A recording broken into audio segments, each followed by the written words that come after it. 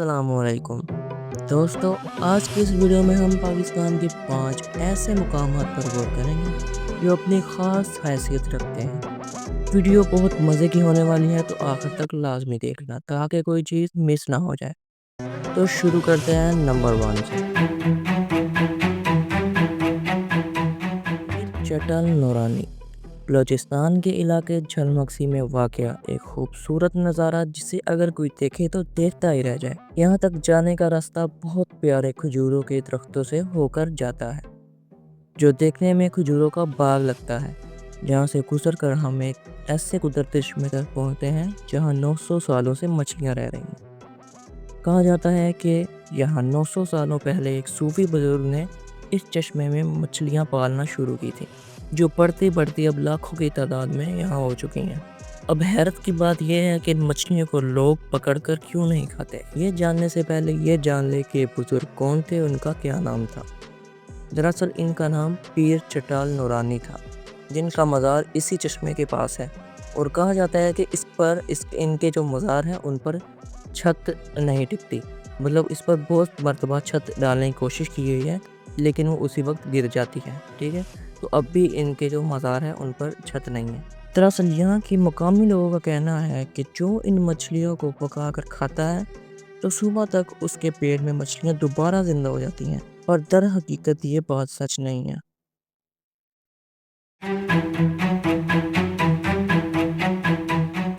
शहर रोगन, जहाँ 1500 से ज़्यादा गारें मौजूद थीं, पर अब यहाँ कितनी गारें मौजूद हैं ये जानने के साथ ये भी जानने की गारें कैसे बनी। 1896 बरतानवी दौर में एक जोग्राफिकल जर्नल ने एक सर्वे किया, जिसके मुताबिक इसने इनकी तादाद 1500 बताई थी, पर अब इनमें से सिर्फ 500 बची हैं। कहा जाता है कि इन गारों को बुद्ध मत के किसी कबीले वगैरह ने बनाया था, जो कि बुद्ध मत के पैरोकार थे। वो काफ़ी हज़ार साल पहले यहाँ रहा करते थे, तो उन्होंने इसको जो है सेट वगैरह किया था, सारी गारें बनाई थी। इसके अलावा उन्होंने यहाँ कमरे बनाए थे और कमरों में चिराग वगैरह और लैंप वगैरह रखने के लिए दीवार में एक मखसूस जगह बनाई थी, जैसे बारी वगैरह होती है। और इसके साथ किचन और बाहर सहन वगैरह जैसा भी एक एरिया छोड़ा गया था। वहाँ के मुकामी लोगों के मुताबिक जब बुद्ध मत के पैरोकारों ने ये गारें छोड़ी तो इनमें बदरूहें रहने लग गई। इसके बाद इस बदरूहों को किसने ख़त्म किया, इसके पीछे दो कहानियाँ हैं। कुछ लोग कहते हैं कि इन गारों में एक बादशाह और इसकी बेटी बदियुल जमाल रहती थी, और बादशाह की बेटी को बदरूहें तंग किया करती थी और इसे अपने काबू में उन्होंने कर लिया था। तो इसके बाद काफ़ी नौजवानों ने बादशाह की बेटी को बचाने की कोशिश की, लेकिन वो नाकाम रहे। आखिरकार शहजादा सैफुल मुलूक ने इन बदरूहों को मार दिया और शहजादी को आज़ाद करा लिया।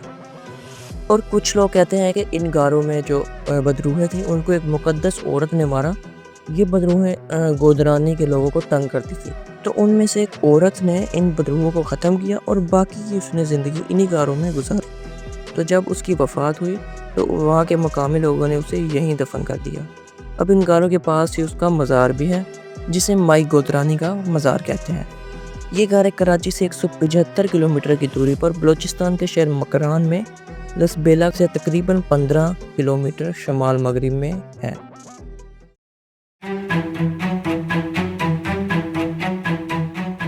मोहिंजोदारो, इस जगह के बारे में तो ज़्यादातर लोग जानते ही होंगे, क्योंकि इस जगह का जिक्र तो बाकायदा किताबों में भी किया जाता है। ये जगह भी पाकिस्तान की अहम जगह है, जहाँ पर ऐसी कम्युनिटी को दरियाफ्त किया गया जिन्होंने हज़ारों साल पहले ये साबित किया कि टेक्नोलॉजी इस दौर में भी थी। कहा जाता है कि यहाँ तकरीबन 35,000 से 50,000 लोग आबाद थे, और ये शहर तकरीबन 45 से 4600 साल पुराना है। और ये शहर तकरीबन 600 साल तक आबाद रहा, और इसके बाद ऐसा क्या हुआ कि इस कबीले का नामो निशान ही मिट गया और इसमें से एक इंसान भी नहीं जिंदा रहा। इस बात पर कई तज्ज़िये किए गए हैं। वो सब देखने से पहले ये देखना ज़रूरी है कि इस शहर का ढांचा कैसा था। ये जगह पाकिस्तान के सूबा सिंध के शहर लाड़काना में वाक़या है, जिसे पहली बार बरतानवी दौरे हुकूमत में 1919 और 1920 में दरियाफ्त किया गया, जिसके बाद 1924 और 1925 में इसकी बड़े पैमाने पर खुदाई शुरू की गई। इस खुदाई के बाद वक्फे से इसकी खुदाई की गई, जैसे 1925 से 1926 में اور اس کے بعد 1945 میں اور اس کے بعد 1964 سے 65 میں اس کی کھدائی کی گئی۔ کھدائی کے دوران یہاں سے بہت سی مہریں ملی گئی جس پر ایک الگ سی زبان میں کچھ لکھا ہوا تھا۔ اس کے علاوہ کچھ مورتیاں انسانوں کی اور جانوروں کی شامل تھیں جس پر کچھ لکھا ہوا تھا۔ سائنسدانوں نے بہت کوشش کی اس لکھائی کو ڈیکوڈ کرنے کی پر ناکام رہے۔ اس طرح کے اور بھی بہت سے شہر دریافت کیے گئے جو افغانستان اور انڈیا میں واقع ہیں، جسے انڈس ویلی سیولائزیشن کا نام دیا گیا۔ اب ہم شہر کے سٹرکچر کی بات کریں تو اس شہر کو 2 حصوں میں تقسیم کیا گیا تھا۔ ایک حصہ تھوڑا اونچا تھا اور دوسرا حصہ تھوڑا سا نچلا تھا۔ تو جو اونچا حصہ تھا اسے سٹاڈل کہتے تھے، جہاں ایک کالج، اناج جمع کرنے کے لیے گودام وغیرہ اور بازار وغیرہ یہاں بنائے گئے تھے۔ جیسے گورنمنٹ کی جگہ ہوتی ہے ویسے بالکل یہ بنائی گئی تھی۔ اس کے علاوہ یہاں ایک سوئمنگ پول بھی بنایا گیا تھا جو 25 میٹر گہرا تھا۔ اس کے علاوہ جو نچلا حصہ تھا وہاں لوگوں کے رہنے کے لیے ڈبل سٹوری اور سنگل سٹوری گھر بنائے گئے تھے۔ ہر گھر میں باورچی خانے اور واش روم موجود تھے، جبکہ سیوریج کا پانی شہر سے باہر نکالنے کے لیے ایک عمدہ سیوریج نظام بنایا گیا تھا، جن میں اینٹوں سے بنائی گئی نالیاں شامل تھی جو اوپر سے ڈھکی ہوئی تھی۔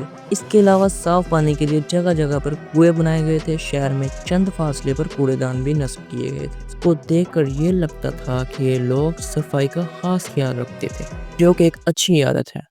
اس کے علاوہ شہر کے بعد ایک بارڈر بھی بنایا گیا تھا جس کا مقصد شاید سیلاب اور جنگلی جانوروں سے بچنا تھا۔ یہ تھا شہر کا سارا سٹرکچر۔ اب بات کرتے ہیں کہ آخر ان لوگوں کے ساتھ ایسا کیا ہوا کہ ان کا نام و نشان ہی مٹ گیا۔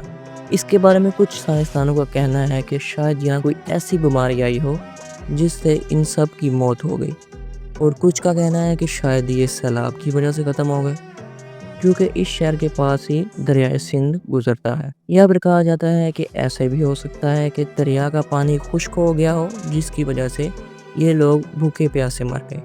آپ لوگوں کے مطابق کیا ہوا ہوگا کامنٹ میں بتائیں۔ باقی جو کچھ بھی ہو سکتا ہے وہ صرف اللہ ہی جانتا ہے۔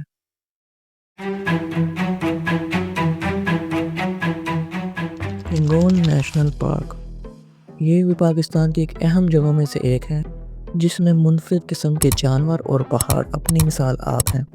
ان کے بارے میں زیادہ کچھ تو کہہ نہیں سکتا، لیکن دیکھنے میں ہی آپ کو یہ نظارہ بہت ہی اچھا لگے گا۔ تو اس کی کچھ کلپس میں نے اکٹھا کی ہیں، تو اس کو آپ دیکھ کے اس کی خوبصورتی کا جائزہ لگا سکتے ہیں۔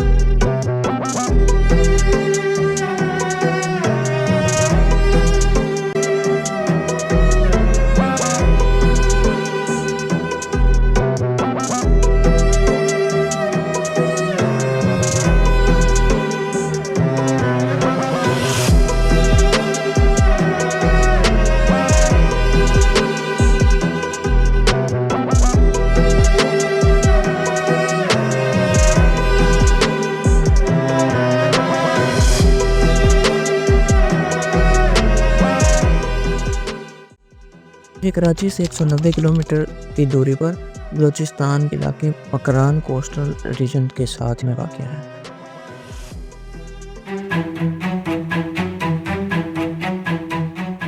کٹاس راج ٹیمپلز یہ جگہ خاص ہندوؤں سے تعلق رکھتی ہے۔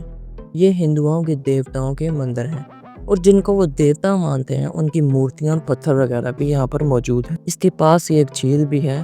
ہندوؤں کے مطابق یہ جھیل ان کے ایک دیوتا شیو کی پتنی جب یہاں سے چل بسی تو ان کے رونے سے 2 جھیلیں بنی، جس میں سے ایک جھیل یہ ہے جس کا میں نے ابھی ذکر کیا، اور دوسری جھیل انڈیا کے علاقے راجستھان میں واقع ہے۔ اس جگہ اور جھیل وغیرہ کا ذکر مہابھارت میں بھی کیا گیا ہے۔ باقی خیر وہ جو بھی سمجھے ان کا عقیدہ ہے، ہمیں کیا۔ یہ مقام پاکستان کے صوبہ پنجاب کے علاقے کلر کہات جو کہ ضلع چکوال میں واقع ہے۔ بس آج کے لیے اتنا ہی. تو اس ویڈیو کو بنانے میں میری بہت زیادہ محنت ہوئی ہے اور اس کی ایڈیٹنگ میں میں نے ہر حساب سے تگڑی کی ہے. اگر کوئی کمی ہو تو آپ مجھے کمنٹ میں بتا سکتے ہیں. اور اس کے علاوہ اگر آپ کو ویڈیو اچھی لگے تو اپنے دوستوں کے ساتھ لازمی شیئر کریے گا، کیونکہ میں نے اس ویڈیو پر بہت زیادہ محنت کی ہے. تو اپنے دوستوں کے ساتھ اس کو لازمی شیئر کریں تاکہ اس پر زیادہ سے زیادہ ویوز آئیں اور اس پر اچھی ریٹینشن ہے. اور ایسا ہی کنٹینٹ دیکھنے کے لیے چینل کو سبسکرائب بھی کر لیں. ٹھیک ہے، تو ملتے ہیں نیکسٹ ویڈیو میں. ویڈیو دیکھنے کا بہت شکریہ.